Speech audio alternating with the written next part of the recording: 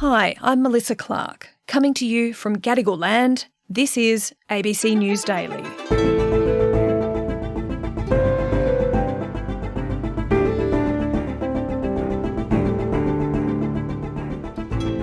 The final report of the Royal Commission into the Robodebt scheme has landed with a heavy thud of condemnation. It has found the scheme of collecting debt from welfare recipients was crude and cruel, neither fair nor legal, and recommends both civil action and criminal prosecutions. Today, legal expert Dr. Darren O'Donovan, who's fought for victims for years on their struggle for justice.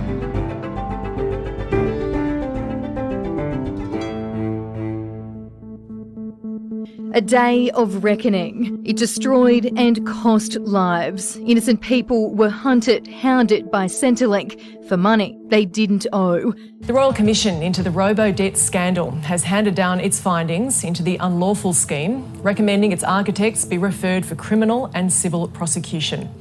The inquiry was told government department officials were repeatedly warned Robodebt was unlawful, but never stopped it. A crude and cruel mechanism, neither fair nor legal.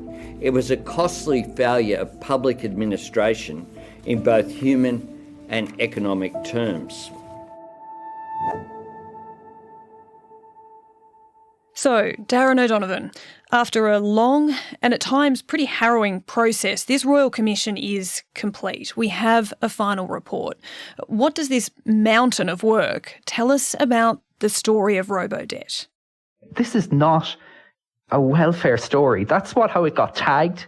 That's how it kept going. This is a story and a report that should stop Australians in their tracks and really cause them to question their entire political and government culture. Can you just remind us, when did Robodebt start and what was it designed to do at the outset? So it began in early 2015. Right from the start, it was all about perpetuating a political vision. I mean, the Australian people want a tough welfare cop on the beat. 8 out of 10 income taxpayers go to work every single day to pay for the welfare bill of this country. We owe it to them to ensure that system has integrity, just like our immigration system.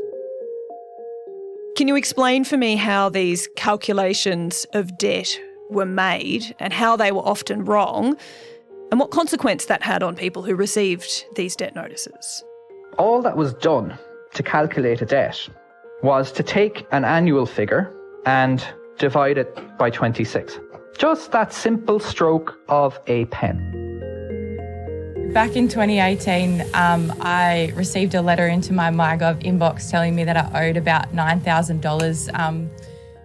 I was so upset. I was so sleep deprived, and I was trying my best to keep my house, the roof over our head. Now, that's wildly unlawful because people do not earn consistently across the year. As a legal expert, I cannot underline how utterly devoid of logic these calculations were.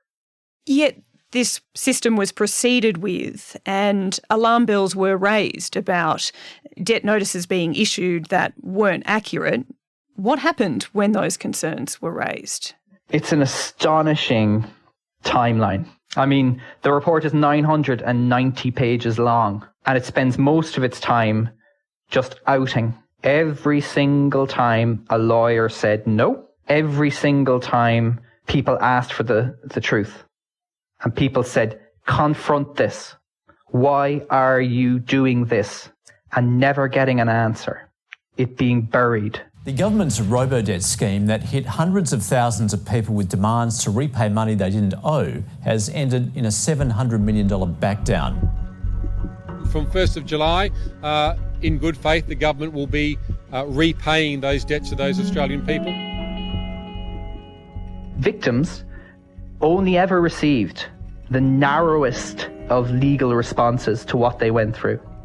The government never paid compensation. The government wiped the debts and said, if you paid us any money, you can have some interest on that.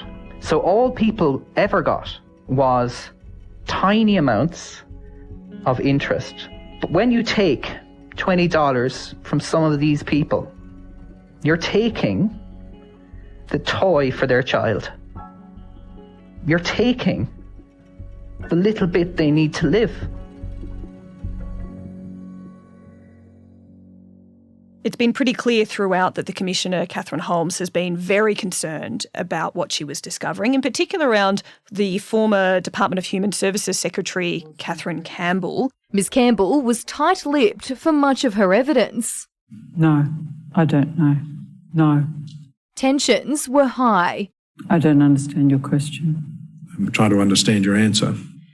Some of her findings suggest that Ms Campbell was responsible for the department that maintained this unlawful program, and that when exposed to information that brought to light the illegality of income averaging, she did nothing of substance.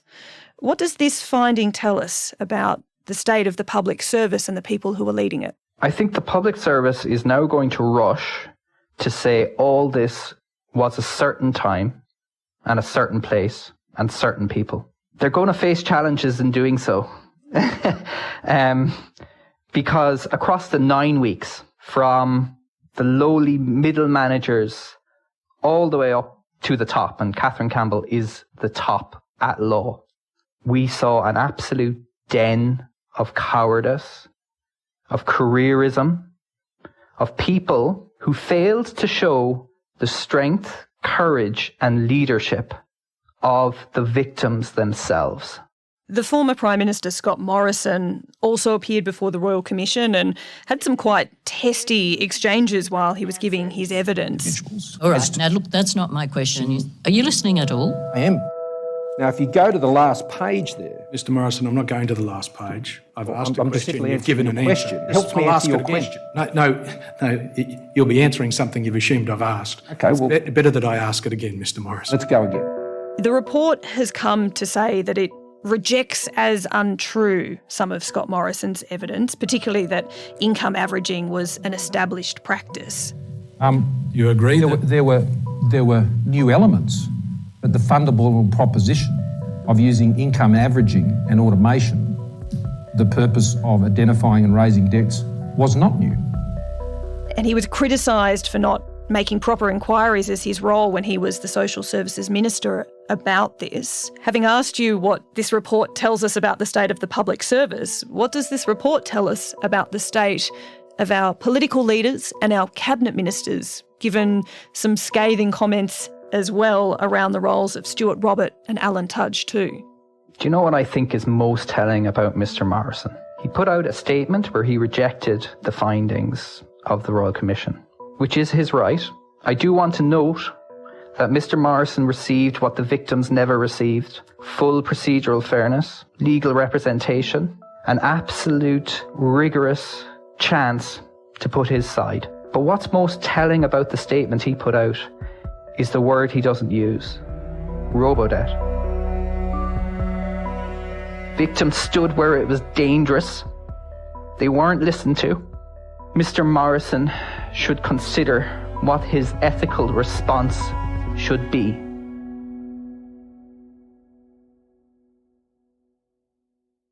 We know civil action and criminal prosecutions have been recommended, but we don't know any of the details because that section of the report is sealed. This is no doubt legally necessary, but is it somewhat unsatisfying for victims to not be able to see those recommendations, see the outcome and the conclusions of the Commissioner at this point in time? No. Commissioner Holmes has done the right thing. Commissioner Holmes is victim-centred in what she has done. She is right to preserve the chance at the most seismic thing that could possibly happen, the most vanishing rarity in Australian life, that a public servant in high position would feel personal consequences for actions they have taken. Commissioner Holmes, she has sent the information the Royal Commission has uncovered, and she has sent that to a number of entities. So what these agencies now have to do is go to their legal framework, their processes, and crucially, their standard of proof, which is higher, which is an extremely narrow road, and see what consequences might follow.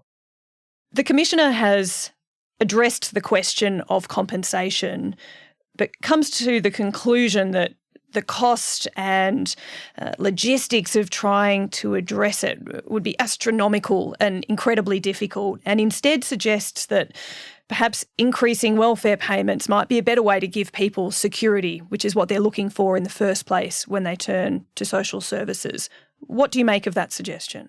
Commissioner Holmes says she sat for a very long time before making that finding. There's never going to be true justice. There has been a wrong perpetrated that we can never put right. And what breaks my heart is that victims are being asked to give in a way. And Commissioner Holmes says the matter of raising the rate of welfare payments should be considered by the Treasurer. In any healthy, functioning democracy, all sides of politics would be roaring to increase what people are living on, because it's been identified as the best way to atone for something that has brought shame on all of us. And I'm so sorry to everyone.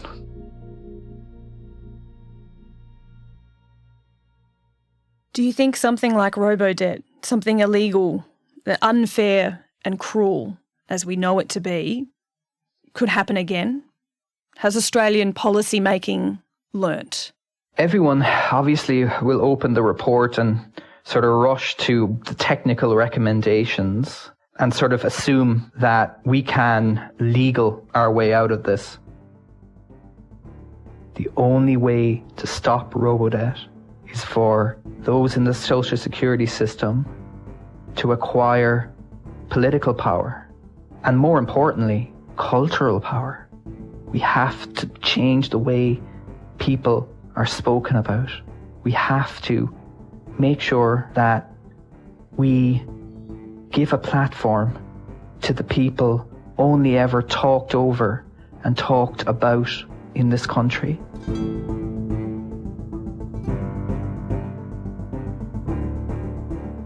Dr. Darren O'Donovan is a specialist in administrative law with La Trobe University. This episode was produced by Veronica Appap, Flint Duxfield and Sam Dunn, who also did the mix. Supervising producer is David Cody. I'm Melissa Clark. ABC News Daily will be back again tomorrow. You can find all of our episodes of the podcast on the ABC Listen app. To get in touch with the team, email us on abcnewsdaily@abc.net.au. Thanks for listening. Subscribe to listen to more free podcasts or download the ABC Listen app and stream ad-free.